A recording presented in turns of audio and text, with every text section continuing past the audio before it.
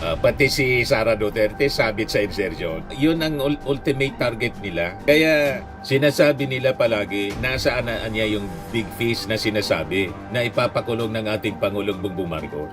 Ang nasa isip nila, ang big fish, walang iba, si Martin Romualdez at yung ating Pangulo. BP should be held accountable over DPWH 1 billion fund request. Vice President Sara Duterte cannot allegedly wash her hands of the issue surrounding the supposed 1 billion request in the budget of the Department of Public Works and Highways following the DPWH budget proposal. Pino said information has surfaced from the DPWH regarding budget allocations and insertions during the Duterte administration. He said Vice President Duterte could not claim innocence as she alleged nagbabagang mga balita at pagtalakay sa mga isyu ng lipunan. Bulsa, opinyon, banat at paglalantad sa katotohanan. Bulsa, what you see is what you get. You decide. Sila po mga kababayan, si Dante Maravillas. Pati si Sara Duterte sabit sa insertion. Iyan kasi mga kababayan, dinimonize ninyo yung salitang insertion.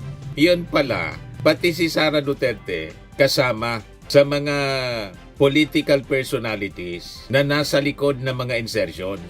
Paano naman na niya, Mr. Maravillas, nangyari ang ganon? Isabi ko sa inyo, itong issue sa insertions, hindi po ito bago. Ginagawa ito during the past administrations, naging kalakaran na po ito. Bawat administrasyon, may sariling kwento po ng insertions. At yung mga issue sa flood control anomalies, dekada na po na nangyayari. Naging kalakaran na po sa gobyerno. Nga po yung SOP, Standard Operating Procedure, yun ang ibig sabihin ng SOP, which means kickbacks. Naging Standard Operating Procedure yung pagnanakaw. Synonymous term na po yung SOP sa kickback. Pag sinabing SOP po, kickback, pagnanakaw, naging normal na po. Ito yung gustong tuldukan ng ating Pangulong Bongbong Marcos. Kaya nagkakagulo sila. Gusto nilang baliktaran yung ating Pangulong Bongbong Marcos sa pamamagitan po ng pagsabit muna kay Martin. Yung ating Pangulo, sa totoo lang, yun ang ultimate target nila. Kaya sinasabi nila palagi, nasaan na niya yung big fish na sinasabi na ipapakulong ng ating Pangulong Bongbong Marcos. Ang nasa isip nila, ang big fish, walang iba, si Martin Romualdez at yung ating Pangulo. Pag hindi po na ipakulong si Martin at yung ating Pangulong Bongbong Marcos, hindi na ipakulong yung sarili niya. Ang ibig sabihin, wala man ang big fish. Yan po ang gustong mangyari nila, mga kababayan. Pero that is impossible. Kasi po, hindi pwedeng puro kwento lang. Malinaw na walang ebidensya pointing to Martin Romualdez. Kaya ang ginagawa nila, mga kababayan, puro lang propaganda. But anyway, ibigay ko muna sa inyo itong kwento na pati pala po si Sara Duterte may 1 billion insertions at gustong paimbestigahan. Ito ngayon yung balita. BP should be held accountable over DPWH 1 billion fund request. Vice President Sara Duterte cannot allegedly wash her hands of the issue surrounding the supposed 1 billion request in the budget of the Department of Public Works and Highways following the emergence of the so-called DPWH leaks that allegedly link her, Davao City Representative Paulo Duterte, former presidential spokesperson Harry Roque, and other high-ranking officials to budget allocations during the Duterte administration. Di ba, mga kababayan? Yan kasi dinimonize ninyo yung salitang insertion. Iyan dami palang mga insertion. It has been a practice during previous administration. That includes the past administration. Ngayon lang ito sumabog mga kababayan. O di ngayon, damay-damay na kayo. Ito ngayon ang gustong paimbestigahan, mga kababayan. Sabi dito sa balita. Kasi pati si Sara mayroong insertion, 1 billion. And this happens nung panahon ng kanyang tatay. Sabit pati si Harry Roque. O di ba? Ipulong. Kaya tama po yung mga sinasabi natin. Talagang ang korupsyon sa gobyerno po, matagal nang nangyayari sa Department of Public Works and Highways. At magpasalamat po tayo. yung ating Pangulong Bongbong Marcos mismong nanguna para sa pagpapaimbestiga nito. Kailan gusto nilang baliktaran yung ating Pangulo sa pamamagitan po ng pagsabit kay Martin Romualdez. Kahit walang ebidensya na nagliling kay Martin, ang importante niya isabit natin sa pamamagitan ng mga kwento. Kapag sinabit natin si Martin, sabit yung Pangulo. Gusto nilang idamay.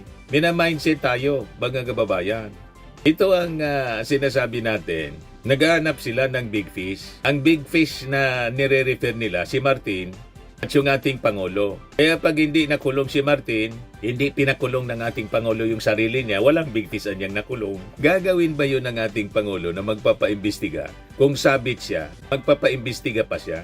Nagpaimbestiga yung ating Pangulo kasi alam niya kung sino yung mga sabit at hindi doon kasama yung kanyang sarili. Kasi kung kasama yung sarili niya sa sabit dito po sa mga anomalya, nanahimik na sana siya. Tama, mga kababayan? The fact na yung ating Pangulo mismo yung nag-lead para sa pagpapaimbestiga, ibig sabihin nun, malinis kasi yung ating Pangulo sa issue ng korupsyon sa DPWH. Unang-una, siya po ang nag-expose nito sa kanyang zona. Di ba? Yung zona noong July, in comes now mga kababayan, the series of activities na ginawa niya. In-establish niya yung sumbong sa Pangulo para i-expose, tumulong yung ating mga mamamayan sa pag-expose sa mga anomalya na nangyayari po sa mga public works projects. Tama? Ito na nga po, sunod-sunod na naglalabasan yung milagro. Kasama pala, mga kababayan, si Sara Duterte. May 1 billion insertions. So sabi dito, this was asserted by House Deputy Minority Leader in ACT Teachers Party List Representative Antonio Tino following the release of details and identifying the proponents and sponsors of projects included in the DPWH budget proposal. Tino said information has surfaced from the DPWH regarding budget allocations and insertions during the Duterte administration. He said Vice President Duterte could not claim innocence as she allegedly had several DPWH projects when she was mayor of Davao City that she should be accountable for and that should also be investigated. Naglabasa na mga kababayan. Ngayon ninyo sabihin na malinis ang mga Duterte. Hindi involved sa korupsyon. Dinimonize ninyo yung mga insertions na pag nasabit ka sa insertion, ang ibig sabihin, sabit ka sa kickback. Di lahat sabit. Nagkasabit-sabit na. Kayo nagsimula nitong dinimonize ninyo yung insertions. Diba?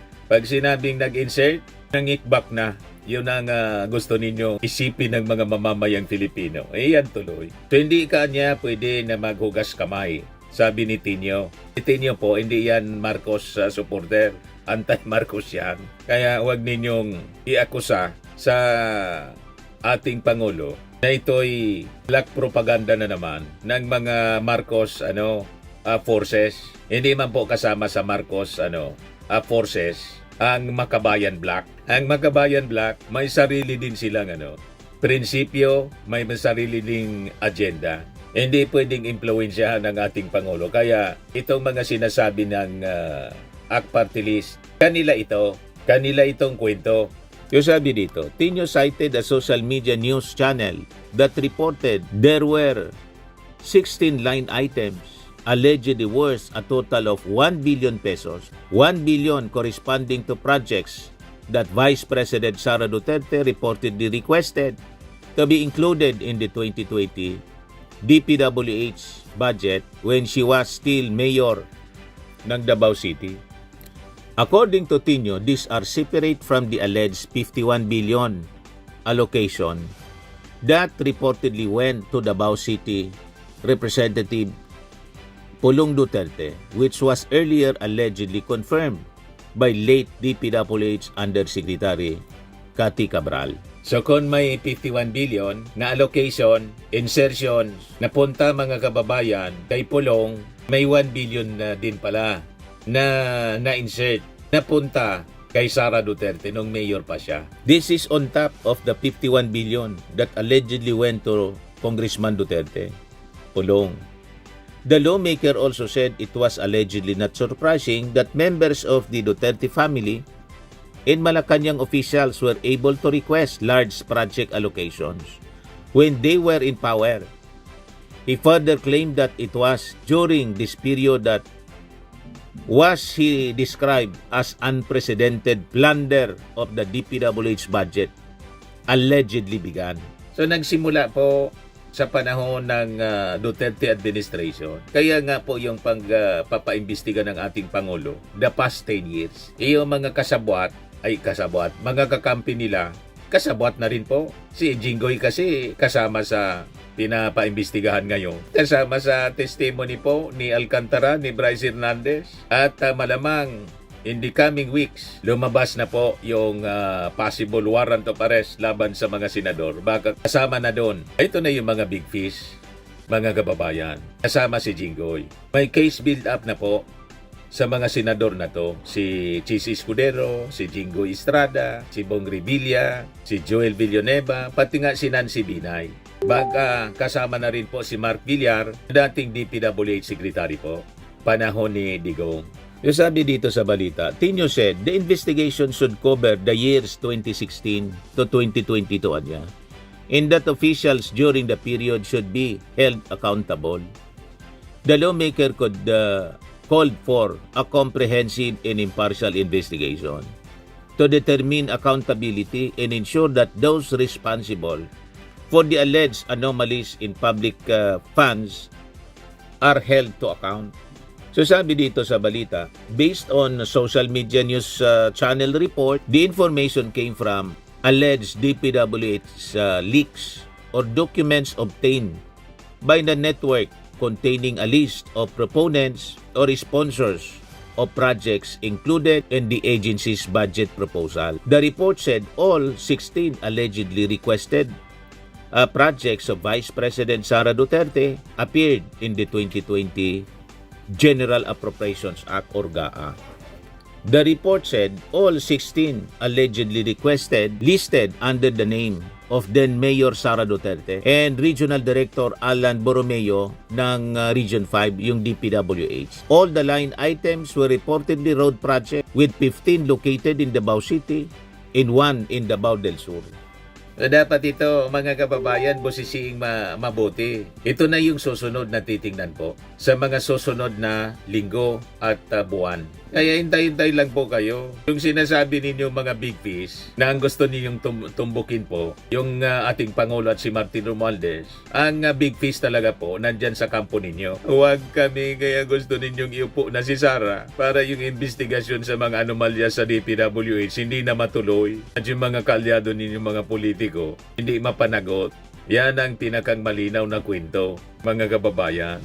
Kaya sabi dito sa report, the report also said Davao City Representative Duterte allegedly had 16 line item projects worth more than 764 million, with 14 reportedly included in the GAA. It added that 2 out of 4 projects listed under Roque's name, it's worth 2 million pesos, were included in the GAA. According to the report, the 4 requested items were located in Ifugao, Batangas, Cavite, and Laguna. Sabi ko sa inyo, tama yung kasabihan, ang matinaoan niya maginibo, ang mainakasa ay siyang may gawa. Yung mga Duterte po, mainakusa. Lalo si Sara, akusa ng akusa. Ayan tuloy, lumitaw. Biglang lumitaw ang kwentong ito, mga kababayan, ng DPWH leaks. May 1 billion insertion pala siya. On top sa 51 billion pork barrel fund na na-release and confirm ni Cabral mismo sa kanyang testimony sa Senado o sa Congress. Yung congressional investigation po. So ang daming mga exciting stories. Papunta pa lang tayo sa exciting part, mga kababayan, sa issue ng flood control anomalies. So hintay lang po kayo sa pagpasok ng 2026. Siguradong sasabog ito sabay-sabay sa kanilang pagmumukha. Di ba po, mga kababayan? So abangan po natin kasi kaabang-abang talaga ang mga kwentong ito. Yan lang muna. So lagi nating tatandaan, mga kababayan, sa buhay, you become what you believe. Ako po si Dante Maravillas. Bye-bye. God bless. Firmax Firming and Lifting Cream, pinapahid po sa mga pulses in affected area. Mainam po sa paninigas ng mga kaso-kasuan. Ito naman po, Automax Radiant Serum. Sa mukha naman yung application. Anti-aging po siya. You will look 10 years younger than your age. Sa mga cancer patients naman po, baka lang gusto ninyo itong itry. Neng siya Red Mix Fruit Drink. Hindi mo po siya gamot, food supplement siya. Kaya lang, gawa siya mga kababayan sa goji berry. Yung goji berry may anti-cancer properties. O ngayon, yung mga inquiries ninyo, dumiritso na lang kayo sa aming messenger sa Facebook para masagot namin agad. Ayos pa? Ayos na ayosan niya, Mr. Maravilla. Sa mga naghanap po ng malinis and spacious fitness gym, pumunta lang po kayo sa aming Colossal Fitness Gym. May Grab car rental din po kami. But anyway, ito po pala yung aming bagong product na binibenta online. I am worldwide amazing pure organic barley powdered drink mix from Australia. Negosyo to ng aking anak na architect entrepreneur Riz Maravillas. Ayan po. Kontakin na lang po ninyo siya, Riz Maravillas on Facebook. Ang mga health benefits niya, boost immunity, improves digestion, enhance energy levels, pack with antioxidants, prevent cancer. Ito naman po yung bago naming product na binibenta online. Eye Glow Serum, whitening po siya. Tingnan ninyo yung epekto sa aking anak na architect before and now. Yung mga inquiries po ninyo, dumiretso na lang kayo sa kanyang Facebook account, Riz Maravillas.